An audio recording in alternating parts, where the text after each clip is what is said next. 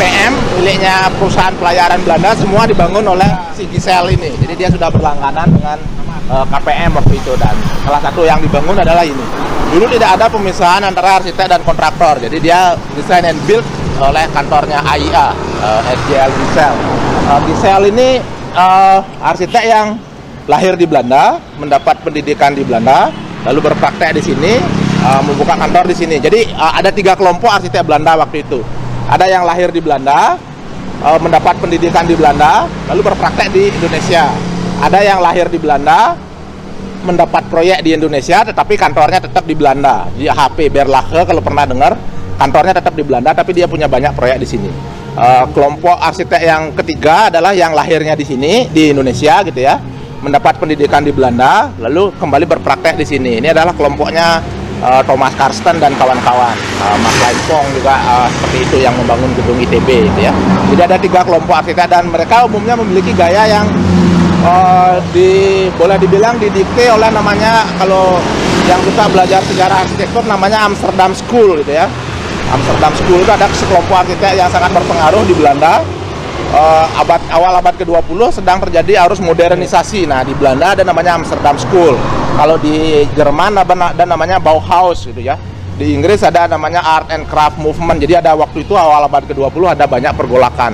Dan yang ke Indonesia ini umumnya adalah yang beraliran itu ya, beraliran Amsterdam Schools yang lalu berubah menjadi The Style gitu ya, The Style. Bentuknya ya adalah bentuk-bentuk geometris. Jadi mereka suka yang simetri, kiri kanan sama, kemudian bentuknya yang seperti itu. Jadi itu yang dimiliki oleh mereka. Nah, arsitek Belanda yang juga mempengaruhi arsitektur tradisional yang memiliki bentuk geometris adalah yang membangun taman ujung. Jadi kalau kita lihat dia sangat simetris, ada aksis gitu ya. Meskipun bentuknya tradisional, di situ ada tiga orang berpengaruh yang membangun taman ujung. Yang pertama arsitek Belanda, saya lupa namanya. Yang kedua ada arsitek Cina, saya juga lupa siapa namanya. Dan yang terakhir adalah Raja Puri Karangasem, anak Agung Ketut Anglurah Karangasem kalau nggak salah. Jadi ada 3 orang inilah yang mendesain taman ujung itu. Cita-citanya sebetulnya adalah ingin menjadikan Karangasem sebagai kawasan kosmopolitan. Jadi orang asing bisa tinggal di kota, orang dari Asia Timur bisa tinggal di situ, orang Bali tinggal di situ. Nah, itu cita-cita dari Raja Karangasem. Raja Karangasem pada waktu itu memilih untuk tidak berkonfrontasi dengan Belanda, tapi mereka mengakomodir mereka menganggap bahwa kalau mau maju sebuah wilayah harus bekerja sama dengan semakin banyak lagi orang dari berbagai macam ras gitu ya. Jadi itu idenya bagus sekali pada waktu itu. Jadi dilibatkanlah arsitek-arsitek luar, sekaligus juga ketukangan luar untuk ikut membangun Karangasem. Kalau kita lihat di Puri Karangasem, yang di Puri Kanginan ya, jadi pintu gerbangnya adalah itu konon katanya meniru pagoda. Kalau kita lihat ya yang dari bata itu, nah itu adalah dibangun oleh kontraktor dari Cina, oleh undagi orang Cina. Kemudian balai kambangnya juga dibangun oleh undagi yang sama. Kemudian di situ ada balai Maskerdam gitu ya, awalnya balai Amsterdam gitu ya, karena di situ tinggal orang-orang Belanda dulu diberikan tempat oleh Raja Karangasem untuk tinggal di situ. Nah, balik ke sini ke bangunan Balai Hotel. Jadi ini dibangun oleh AIA sekitar tahun 1920-an. Tukang-tukangnya banyak tukang-tukang lokal, meskipun kontraktornya si AIA. Kemudian manor-manornya banyak manor-manor Cina, supplier materialnya juga orang Cina. Lalu orang-orang lokal yang membangun ini juga membangun Balai Banjar Wangayo. Jadi gayanya sama ya, gayanya mirip. Udah hancur sekarang jadi sudah dibongkar. Di depan rumah sakit Wangaya, dan ada juga Wangaya yang satu lagi yang juga dibangun oleh tukang-tukang yang dulu mengerjakan bangunan Balai Hotel ini. Jadi kita lihat gaya-gayanya akan mirip, dan gaya-gaya itu menyebar pelan-pelan ke berbagai macam pelosok. Dia akan mengundang orang untuk datang. Nah, itu menjadi embrio butik hotel yang ada di Bali. Jadi embrio butik hotel itu ada di rumahnya Walter Spies. Sementara embrio homestay itu adalah dari kelompoknya Colin McPhee yang tinggal di rumah-rumah penduduk. Jadi tamu-tamu yang menginap di sini nanti akan ada pertunjukan di situ, gantilan. Kemudian mereka juga ada pertunjukan di Puri Satria, akan ada tari-tarian. Di belakangnya sini ada banyak toko seni. Nanti kita masih ada satu yang tersisa di Jalan Gajah Mada. Termasuk yang dulu berjualan di sini adalah Agung Rai yang punya Arma sekarang. Jadi dia boomnya di sini. Dia datang ke sini jualan patung, jualan lukisan di sini. Lalu pindah ke Puse gitu ya. Nah, Denpasar ini mati setelah tahun 74 pemerintah pusat, pemerintah Orde Baru menetapkan Nusa Dua sebagai pusat turisme, lalu membangun bandara Ngurah Rai. Tamu-tamu tidak lagi datang dari Buleleng berhenti di sini, tapi langsung dari bandara langsung menginap ke Nusa Dua. Nah, lalu untuk melayani tamu itu dibangunlah bypass Ngurah Rai yang ada yang sekarang itu ya, yang di depan rumahnya Kompiang itu. Jadi dibangun itu tahun 80-an. Lalu dari situ setelah ada bandara, setelah ada bypass, baru mulai investor percaya bahwa Bali siap untuk dibangun. Tahun 80-an mulai boom perhotelan di Bali. Boomnya tahun 90, pada waktu pemerintah pusat menetapkan Visit Indonesia Year. Tahun 90 itu hotel-hotel besar mulai datang ke Bali. Mulai di Nusa Dua mulai banyak sekali. Diawali oleh bangunan Bali Beach Hotel yang dibangun oleh Atlir Nam. Kelompok Atlir Nam ini adalah kelompok arsitek zaman Orde Baru, sangat dihormati, sangat ditakuti karena dekat dengan keluarga Cendana. Jadi semua proyek-proyek hotel besar keluarga Cendana dikerjakan oleh kelompok Atlir Nam, termasuk Hotel Niko yang di tepi jurang, ada yang berani protes dulu. Jadi ada banyak hotel-hotel setelah tahun 90-an itu mulai dibangun. Nah, dari situ mulai pariwisata massal terjadi di Bali. Embrionya ada di sini, di Bali Hotel ini. Ada 2 orang peselancar asal Amerika yang juga membangun hotel, Philip dan Louis Koke, kalau pernah dengar ya. Nah, 2 orang ini yang membangun pertama kali di Kuta. Nah, Kuta itu berkembang setelah Louis dan Philip Koke ini mereka sebenarnya pebisnis tapi suka berselancar. Jadi mereka membangun hotelnya di Kuta, tetapi selalu dijelek-jelekin oleh pemerintah kolonial. Dibilang tidak sehat, dibilang tidak higienis. Jadi mereka bersaing ya, pemerintah kolonial dengan yang swasta dulu juga bersaing. Sampai akhirnya hotelnya si Philip Koke itu tutup. Tapi Kuta terlanjur terkenal karena dia sering posting di IG-nya ya. Karena dia sudah cerita, jadi si Philip dan Louis Koke ini sudah cerita kemana-mana. Mereka ini 2 orang petualang. Kuta terlanjur terkenal memiliki ombak yang bagus, meskipun hotelnya si Philip dan Louis sudah bangkrut, muncul lagi penginapan kecil-kecil di situ di sekitar Kuta. Nah, sehingga Kuta berkembang seperti itu. Dulu tidak ada investor besar yang di Kuta. Yang investor besarnya pasti larinya ke Nusa Dua. Lalu di Ubud atas leadershipnya Puri berkembang homestay. Jadi di Bali ada tahun 90-an tiga tipe turisme. Turisme yang dipisahkan dengan penduduk lokal di Nusa Dua, turisme yang bercampur dengan penduduk lokal di Ubud, dan turisme yang gayanya bohemian yang ada di Kuta ya, yang gayanya lebih bebas. Jadi 3 inilah yang mendikte pembangunan pariwisata yang ada di Bali. Ada satu lagi sebetulnya yang Sanur ini tipenya mirip dengan yang di Ubud. Di Sanur itu ada Lemayur dulu ya, ada Tuan B, siapa namanya saya lupa, yang dari Jerman itu, Komang pasti tahu. Museumnya ada di situ. Dan Sanur ini karena ada leadershipnya Wia Wawurun itu dia lebih tradisional. Wia selalu mendatangi siapapun yang membangun hotel akan didatangi oleh Wia. Dia akan mendikte harus pakai bangunan tradisional, harus pakai ini gitu ya.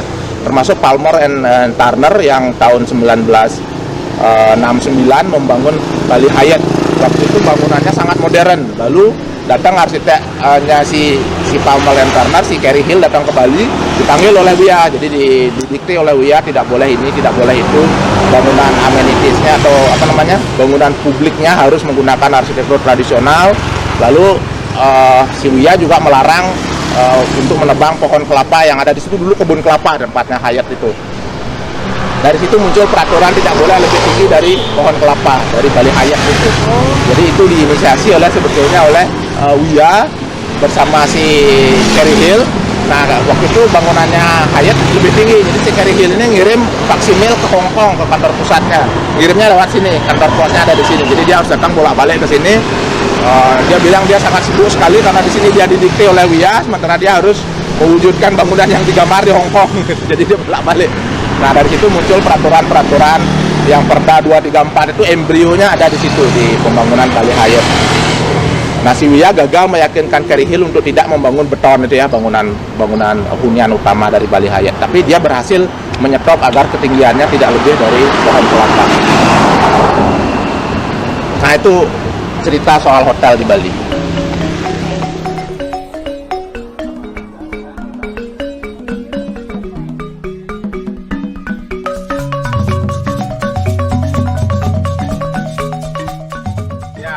jadi ini dulu pasar. Di sini ada Pura Melanting di pojoknya.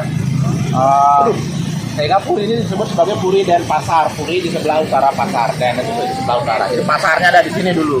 Nah, pada saat zaman Belanda, pasarnya dipindahkan karena Belanda tidak mau hidup bercampur dengan penduduk lokal. Jadi mereka memperbaiki pada zaman Belanda itu blok-blok mulai berdasarkan etnis. Kalau sebelumnya pada zaman kerajaan blok-blok berdasarkan keturunan. Keturunan raja di sini, keturunan rakyat di sini dan seterusnya. Nah, pada saat zaman Belanda ini berdasarkan etnis. Jadi etnis Eropa ada di sini di tempat terbaik. Pasarnya yang ada di sini silakan ke situ ke sebelah barat. Nah, di sini yang dibangun Ransankerta tadi, bangunan untuk Puri Satria, punya Pura Satria. Nah, Puri Denpasar ini sebetulnya dulu tidak punya pura. Saya banyak mendengar cerita yang saling bersilangan, entah mana yang benar, entah mana yang salah, saya nggak begitu tahu. Tapi salah satu cerita yang paling kuat adalah saat Raja Denpasar ini ingin menguasai penduduk, di pura desa yang ada sekarang sudah ada beberapa pura. Nah, caranya untuk menguasai masyarakat adalah kuasai puranya dulu gitu kan, dalam tanda kutip ya. Jadi kuasai dalam arti positif ya. Jadi kita ajak masyarakatnya, lalu Raja Denpasar konon memerintahkan agar pura-pura yang banyak itu dikumpulkan jadi satu dalam satu kompleks, itu menjadilah Pura Denpasar. Namanya dulu Pura Gaduh gitu ya, karena sering banjir di situ. Gaduh itu becek, artinya pura becek gitu ya. Jadi dulu sering becek. Tetapi pasti puri yang lain atau kelompok penguasa yang lain pasti memiliki puranya sendiri, sehingga di Denpasar ada ada sedikit kerumitan soal yang mana pura pusahnya. Sampai sekarang pun masih belum terpecahkan karena karena ada banyak penguasa dulu, masing-masing penguasa memiliki puranya sendiri-sendiri. Nah, sekarang Pura Denpasar ini yang lalu diakui sebagai Pura Desa Denpasar. Nah, terbentuknya Desa Adat Denpasar juga tidak terlepas dari kejadian kolonialisme tadi. Dulu tidak ada Desa Adat Denpasar, yang ada banyak puri di sini. Jadi penduduk itu tidak mendesa adat, tapi dia mendukung puri, tidak mendukung desa. Nah, setelah purinya hancur, masyarakatnya tidak punya siapa yang harus dia dukung. Lalu tahun 1920-an, kalau tidak salah ada 6 banjar besar yang ada di sekitar sini bertemu. Mereka mengadakan rapat lalu bersepakat membentuk Desa Adat Denpasar. Nah, sehingga Desa Adat Denpasar ini menjadi sangat besar karena pendukungnya adalah pendukung Puri Denpasar, pendukung Puri Satria, pendukung Puri Pemecutan berkumpul menjadi satu membentuk Desa Adat Denpasar. Sehingga setronya ada banyak sekali. Nah, jadi ada setro Bantas, ada setro Badung, ada banyak sekali setro. Nah, puronya yang tidak bersepakat pura mana yang akan dipakai sebagai pura desa, karena semuanya sebelumnya sudah memiliki puranya sendiri-sendiri. Jadi secara tradisional pemerintahan adat di Kota Denpasar adalah pemerintahan yang relatif baru setelah puri-purinya dikalahkan oleh pemerintah kolonial. Kan saya pernah dengar bahwa banjar-banjar di Bali ini sebenarnya bentukannya Belanda. Saya pernah dengar ini ada seorang anak agung yang cerita bahwa di Bali itu sebenarnya tadinya nggak ada yang namanya banjar, tapi tadi beli bilang setelah hancur di sini puri-purinya itu, terus kemudian 6 banjar di sekitar Denpasar ini rapat, terus kemudian sepakat untuk membentuk desa adat Denpasar gitu. Itu gimana, kan itu dua hal yang bersilangan? Ya, ada banyak cerita soal itu. Kalau di Karangasem yang namanya banjar hampir tidak ada, yang ada adalah klan Dadia. Kalau di Karangasem ya, desa adat juga tidak begitu kuat. Siapa yang dari Karangasem? Pasti kan ya Dadia lebih kuat di situ kalau di Karangasem. Kalau di Buleleng memang tidak ada, karena di situ Buleleng itu dari zaman dahulu sudah sangat kosmopolitan. Di situ sudah ada penduduk Muslim, sudah ada penduduk Cina, sudah ada penduduk macam-macam di situ. Jadi ikatan Banjar, tetapi di Gianyar sangat kuat. Banjar itu sangat kuat, Banjar dan desa adat. Ketika Belanda masuk, dia ingin menyatukan sistem. Jadi sistem mana yang dipakai terbanyak itu yang diakomodir oleh Belanda. Jadi di daerah-daerah yang sebelumnya Banjarnya tidak kuat dibentuk Banjar, tetapi banyak daerah-daerah yang memang sudah ada Banjarnya. Jadi Belanda ingin menyederhanakan sistem administrasinya. Di sini pun dibagi-bagi lagi. Nah, penyederhanaan sistem administrasi ini melahirkan desa dinas. Dinas itu asal katanya dins gitu ya. Dins itu artinya administratif. Jadi melahirkan desa dinas, sehingga melahirkan Banjar Dinas. Nah, Banjar Dinas ini yang bentukan Belanda. Banjar adatnya banyak yang memang sudah punya. Sebelum Belanda datang memang sudah ada Banjar adat. Tetapi setelah ada Banjar Dinas, maka muncullah Banjar Dinas gitu ya. Jadi itu adalah upaya untuk menyederhanakan, karena Bali ini terlalu rumit. Banyak sekali sistem yang berbeda-beda, masing-masing wilayah memiliki sistem yang berbeda. Nah, Belanda maunya agar mereka ingin mengontrol agar di bawah satu sistem.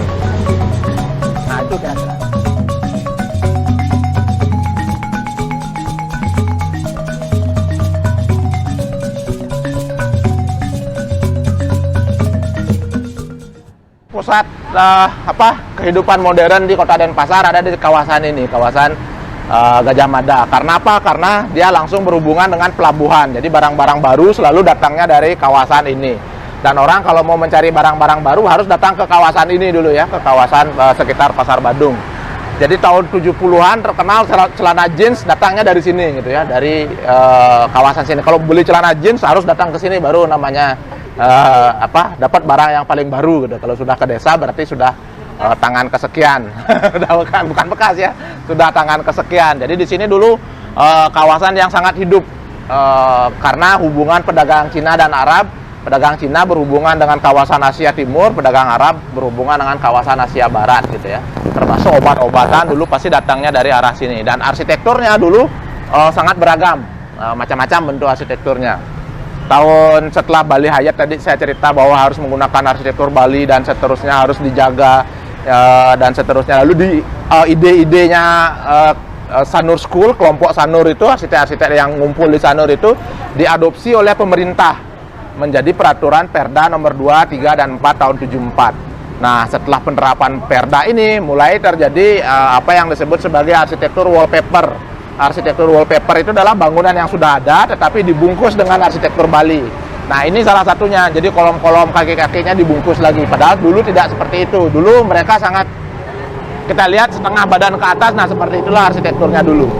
Jadi setengah badan ke bawah ini yang akibat dari pemaksaan Perda tadi. Jadi dipaksa untuk menerapkan itu. Jadi di bagian bawahnya, bagian kakinya semua direnovasi. Nah, lalu setelah kawasan ini berkembang, mulai tipologi ruko berkembang. Tipologi ruko ada di mana-mana. Di sekitar sini ada banyak, ke sebelah sana ya, ke arah Wangayo berkembang tipologi ruko yang dibangun oleh investor. Tipologi ruko juga berkembang ke arah ke arah pelabuhan, mulai berkembang. Termasuk ini yang baru, ini adalah tipologi bangunan ruko. Jadi kalau tadi ada tipologi yang pola nata, lalu ada tipologi yang menghadap jalan, yang tadi ya, lalu ada tipologi ruko. Tetapi yang membangun tipologi ruko itu bukan penduduk lokal, tetapi adalah investor yang lalu dijual. Jadi ada tipe ada pola baru, pola penguasaan atau pola penguasaan lahan baru di Kota Denpasar yang datangnya dari arah sini. Lalu pola ruko itu berkembang boom setelah kerusuhan Mei 98 di Jakarta. Jadi setelah kerusuhan Mei, banyak investor Jakarta dan Surabaya yang ketakutan akhirnya lari ke Bali. Lalu sepanjang bypass di Sanur, sepanjang bypass di Gatot Subroto, lalu mereka membangun di situ. Mereka lebih memilih tinggal dan membuka usaha di Bali. Jadi mulai boom di situ setelah tahun 98 itu. Nah, embrionya bangunan ruko ada di sini, di di Jalan Gajah Mada ini. Karena mereka tinggal di sini, membuka usaha di sini gitu ya. Jadi tipologi ruko itu berkembang di seluruh kawasan Asia Tenggara.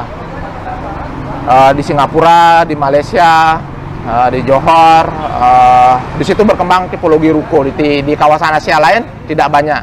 Karena mereka itu adalah bangunan miliknya pendatang yang tidak memiliki ikatan. Kalau di Bali tidak memiliki ikatan adat dengan tempat di mana dia tinggal. Jadi dia membangun sendiri tempat tinggalnya. Dan penduduk pendatang yang membuka usaha itu terus berlanjut sampai 98 tadi. Jadi mereka datang langsung membuka usaha, tinggal di situ dan seterusnya. Dan dari proyek itu, proyek-proyek ruko itu dosen-dosen kita banyak terlibat ya di ruko-ruko lama ya, ruko-ruko lama yang sekitar Wangayo sini ada banyak. Kemudian setelah ekonomi mulai berkembang dari pasar ini, mulai dibangun bank segala macam. Kemudian ada dua investor besarnya waktu itu yang tahun 60-an dan 70-an. Investor besar pertama adalah pemerintah. Jadi yang punya uang adalah pemerintah. Investor yang kedua adalah bank-bank. Dosen-dosen kita di Udayana banyak mendapatkan proyek dari dua kelompok ini. Dari kelompok bank dan dari kelompok pemerintah ya, kantor pemerintah. Kalau yang ini aslinya tahun berapa dibangunnya, Bli? Ini mulai sebetulnya zaman kerajaan sudah ada, tapi tidak seperti ini ya. Zaman kerajaan, jadi sama seperti ya cerita Karangasem tadi, Puri-Puri di Denpasar juga berusaha menjalin hubungan dengan dunia luar. Karena yang membuat mereka kaya secara finansial adalah perdagangan. Jadi mereka sudah memberikan tempat kepada pedagang-pedagang. Tapi tidak seperti ini. Puri Pemecutan misalnya, mereka punya kelompok pedagang Arab. Puri ini punya kelompok pedagang Cina. Tapi setelah Belanda, mereka boom karena dibuka pelabuhan benua oleh pemerintah kolonial Belanda. Jadi barang-barangnya datang dari situ. Nah, sebelum Belanda, hanya si Tuan Lange itu yang menjadi satu-satunya penghubung dengan dunia luar yang di Kute itu ya, yang di pantai timur Kute. Nah, dialah yang memberi kekayaan kepada Puri Kesiman salah satunya. Dia dulu berhubungan dengan Puri Kesiman dan dilindungi oleh Puri Kesiman. Nah, setelah kekuasaan puri-puri ini hancur, boleh dibilang dikebiri oleh pemerintah kolonial, barulah para pedagang itu mulai merasa lebih nyaman lagi untuk berdagang karena diberikan tempat, diberikan akses, dibuatkan pelabuhan oleh pemerintah kolonial Belanda. Topik sedikit kan, kalau kita lihat dulu kan yang daerah Bali Selatan itu kan sebenarnya nggak nyambung ya dengan Bali ya. Bali Utara. Ya Bali apa namanya, mainlandnya kita dengan yang daerah selatan, daerah Pecatu dan ini itu kan dulu katanya nggak nyambung ya. Nah, cuman kan agak menarik sedikit kalau beli bilang seperti tadi, di sana adalah pelabuhan Tuan Lange-nya, artinya memang di sana itu lautan dulu. Tapi kenapa kok kerajaan-kerajaan di sini ini, misalnya Puri Denpasar dan Puri Pemecutan itu banyak mereka katanya punya tanah dan aset di daerah Uluwatu, Pecatu dan Nusa Dua itu. Sampai yang seperti kita ketahui sekarang ini. Ya, banyak kasus. Banyak kasus jadinya. Nah, apakah memang pada zaman itu mereka memang ekspansi ke sana atau bagaimana kondisinya? Beli tahu nggak? Jadi Bali itu hidup dari pertanian. Jadi pusat-pusat kerajaan selalu dekat sungai. Kita lihat ya, semua pusat kerajaan entah di Klungkung, entah di Gianyar, termasuk di sini pasti dekat sungai. Jadi mereka menguasai sungai dulu. Begitu sungai dikuasai, maka penduduk di hilir sungai ini akan dikuasai. Kalau berani melawan, stop aliran airnya, maka tidak akan dapat aliran air. Jadi selalu, bukan selalu ya, jadi sebagian besar seperti itu pola. Jadi yang dari Puri ini saat mereka ingin menguasai wilayah, mereka akan menugaskan orang. Jadi ada yang ditugaskan untuk diam di situ, membangun di situ. Mereka ada yang ditugaskan ke Pecatu mungkin ya. Nah, Pecatu itu dulu memang tanahnya kering, tapi dia menjadi penyuplai kayu. Jadi kayu-kayu berkualitas datangnya dari situ dulu, karena di situ dulu hutan. Hutan dari kayu-kayu hutan itulah yang dibawa ke sini. Nah, kenapa di pantai timur Kute berkembang? Karena di situ lautnya ombaknya kecil. Di pantai timur ya, bukan pantai barat. Pantai barat kan ombaknya besar. Pantai timur yang dekat dengan Tanjung Benua itu, karena dia berupa teluk. Nah, jadi masuknya dari situ. Dari situ mereka akan menyisir ke timur, ke Kusame gitu ya. Di tepian Bali ini akan disisir, lalu ke Padang Bae, baru ke pelabuhan di Buleleng. Nah, itu dulu alirannya. Sebelum dibuat lalu dua jalan besar oleh Belanda, yang satu lewat Kintemani, yang satu lewat Pupuan, menghubungkan utara dengan selatan. Nah, dua jalan ini yang membawa yang jalur yang dari Pupuan itu dimanfaatkan oleh investor-investor perkebunan. Tanaman kopi mulai ditanam di situ ya. Lalu di zaman Soeharto vanila mulai diperkenalkan di situ. Jalur itu jalur pertanian. Jalur turisme yang sebelah sini. Karena lebih banyak memiliki view. Ada Danau Batur, kemudian melewati desa-desa tradisional termasuk Penglipuran, jalur itu. Jadi turis suka berhenti di sepanjang jalan itu.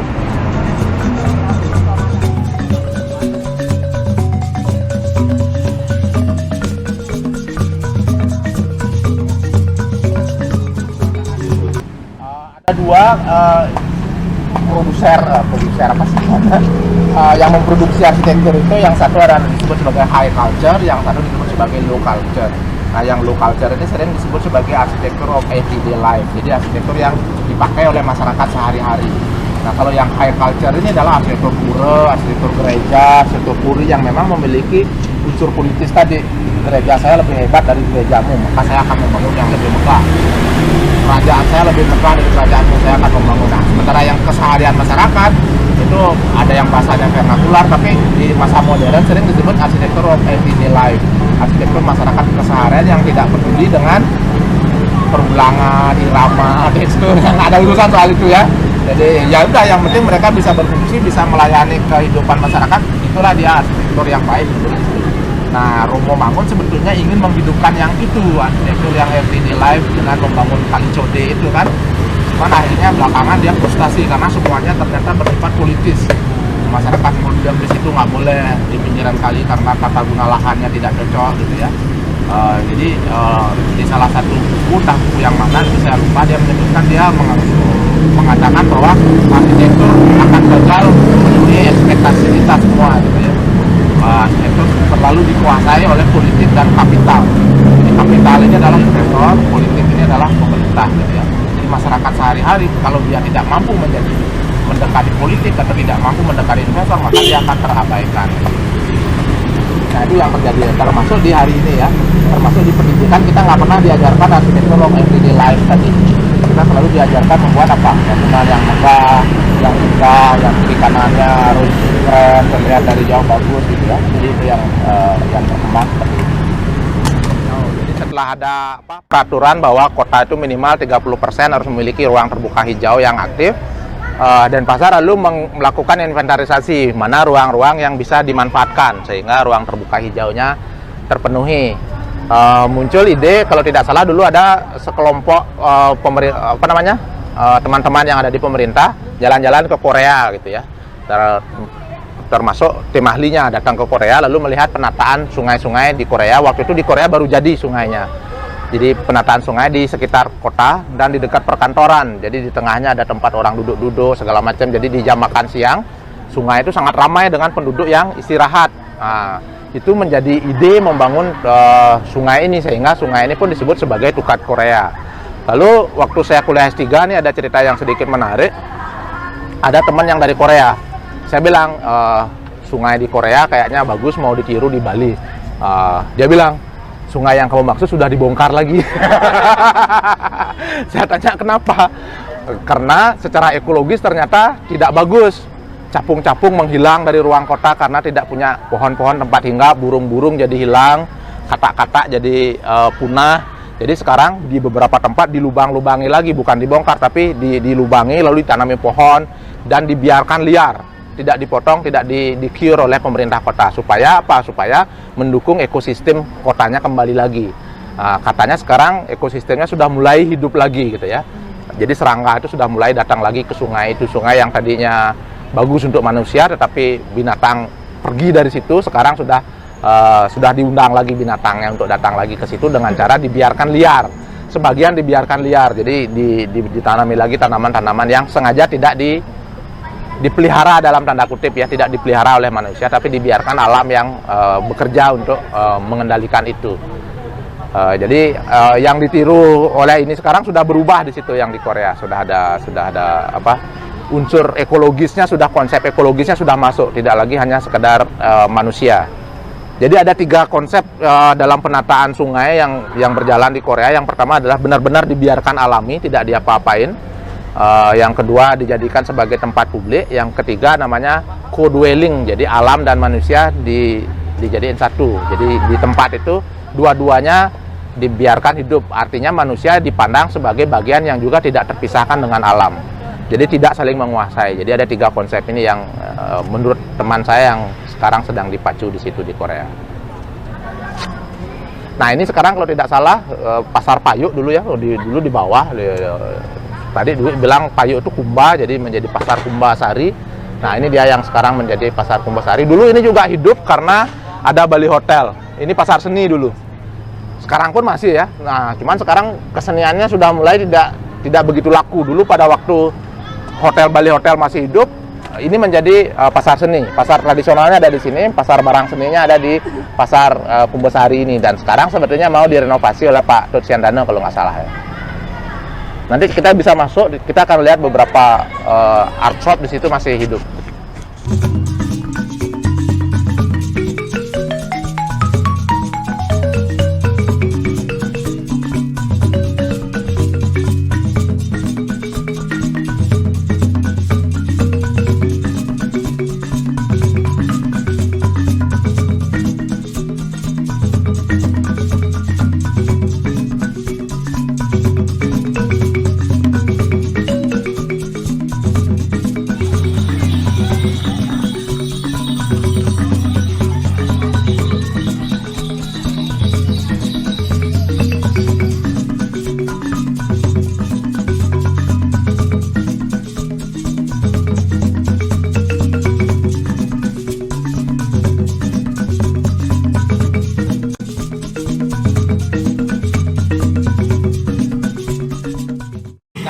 Ini saya juga kurang tahu ya Majapahit ini datangnya dari mana. Mereka sih konon katanya dari Jawa, dari zaman Majapahit. Mungkin ya dalam tanda kutip, mungkin saya nggak tahu pasti karena perlu sumber-sumber. Kan banyak orang kelompok-kelompok Jawa yang ke Bali pada waktu itu setelah Majapahit itu runtuh. Mungkin mereka tidak tidak ikut dengan pemimpin yang duluan datang, tapi mereka volunteer datang sendiri-sendiri gitu ya. Pasti saudara kok menjadi Lombok kan pengoyong mungkin begitu ya. Akhirnya ada sekelompok ini yang lalu menempati daerah ini. Dan ada banyak kelompok-kelompok yang seperti ini di seputaran Denpasar, banyak sekali. Kelompok-kelompok Majapahit ada di Jalan Ratna, ada satu kelompok lagi. Ada kelompok Majapahit juga di sana. Itu kelompok yang memberi nama Majapahit. Mungkin datangnya dari situ, lalu mereka membuat namanya kelompok masyarakat, kan mereka selalu tunduk pada yang di atas, leluhurnya mereka. Mungkin untuk menghormati leluhurnya mereka menghormati. Oh gitu. Itu ininya bagi kukulnya keren ini ya. Di dalamnya keren sekali. Ya, keren. Secara tektonika keren sekali. Udah bisa masuk ya?